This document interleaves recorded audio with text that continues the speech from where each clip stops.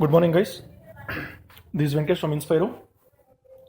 Now that most of the students have started writing mains answers and like attempting the mock tests, etc., the complaint which I usually get is, sir, I'm not able to do justification to the paper, or I'm not getting intended marks which I expected.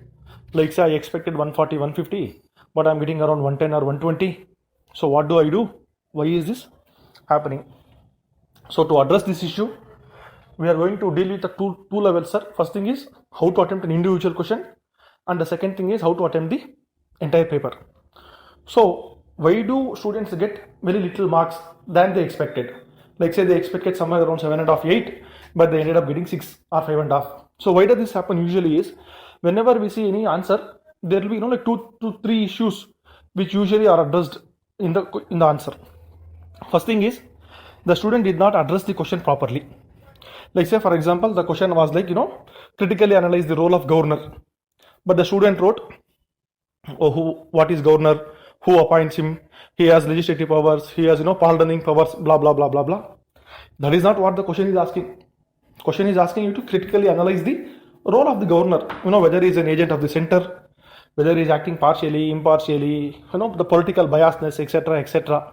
So this is what is expected in the answer, not the powers and functions. So basically, when you write an answer which doesn't justify the demand of the question, you do not get the intended marks. That is first thing. Second thing is, when there are 2 to 3 parts in the question, if you do not address the question holistically, then also you are not going to get the marks. Like say for example, the question was like what are biofuels? Explain the different generation of biofuels. So there are 2 parts here. The first part was like what are biofuels, maybe like say around 4 to 5 marks. Different generation of biofuels, another 7 marks. So this is how I would divide the marks. But what usually happens is students write 1.5 page on biofuels only. What is biofuel, how it is extracted, etc., etc. And the end he would say like the different generations of biofuels are generation 1, 2, 3, 4, etc. So again, did not justify or did not answer according to the demand of the question. Or if when there are 2 to 3 parts, the moment you read the question, you should guess or estimate as to how much weightage I should give to which part. Like say the first part is only like define what of it. So then you are going to define and tell me what of it. Maybe that would be like say around 3 to 4 marks out of 12.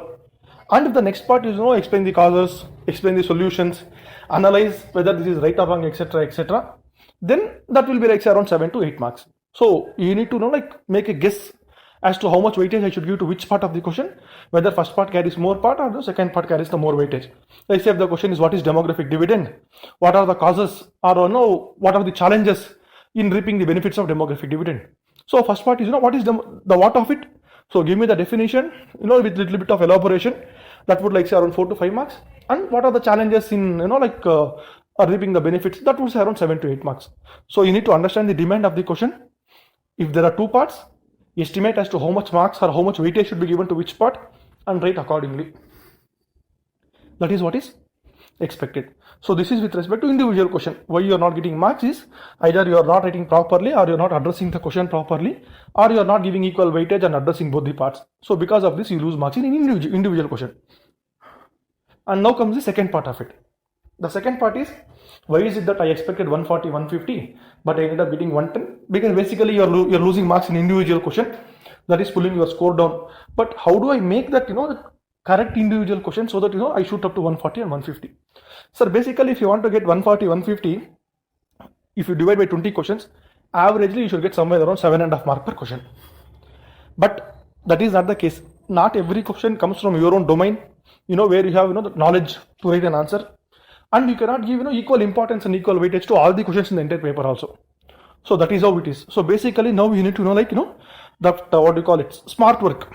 Smartly you should navigate yourself to reach that score. So how do I do it?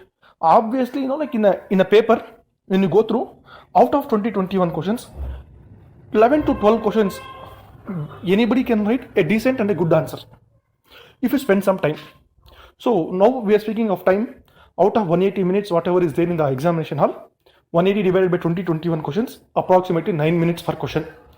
So now for these 12 questions, whatever you are having, you can spend like say around 10 to 11 minutes, making a good decent answer for which you have good content and data. So even if you spend 100, 110 minutes, I don't mind. Finish off these 12 questions on which you have good data, where you can expect around 7.5 to 8 marks. So you are spending 100 minutes here, writing 12 questions, getting around 8.5 mark. 12 8s are 98, 98, 96, around 100 marks. You can get it there. So around 100 marks. So now you are done with 100 minutes of your time. 12 questions are done. Now in the next 80 minutes, you have to spend around, in the next 80 minutes, you have to write around 8 to 9 questions. Correct? So now we have 9 minutes per question, as we already discussed. So, but you have overshot your time by, 5-10 minutes extra. But now these 8 questions, whatever are left, are not everything properly. Out of these 8 also, there will be 3 to 4 questions on which, you have 50-60% of data. So spend around next 30-35 minutes on these 4-5 questions, wherein, you have some 50-60% of data. Write that questions properly. So again here, from these 4-5 questions, you can expect around 6 marks. Correct?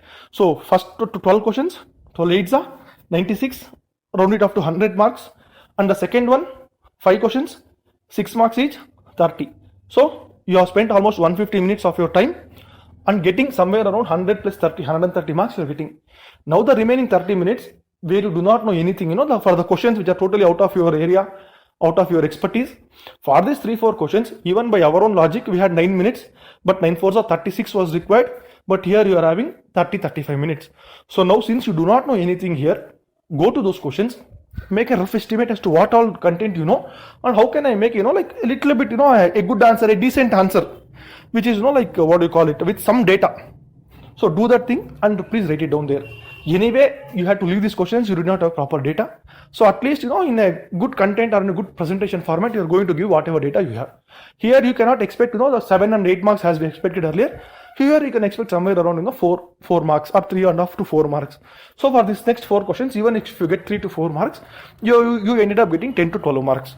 So 100 plus 30 plus another 12. You ended up getting 140, 142. So this is how you maximize the marks. But what usually students does is, for whatever questions they know, they are going to write in a hurry, finish off the answer in 5 minutes, so that that the good content and the good question which you knew properly was rushed through, making grammatical mistakes or not giving all the facts and figures properly. You rushed through, pulling your 8 marks question to 5.5 to 6 marks. You went to the wrong question which you did not know. There you spent more time adding whatever conclusions you could draw, and making that answer look totally haphazard. Again pulling your 4 or 5 marks question into 1.5 to 2 marks. So again, everywhere you lost 2.5 mark in every question. Your entire marks which was supposed to come at 140 came down to 110. So this is a small art. So do this correction. You should be able to get that 140, 150 marks in the examination. Thank you.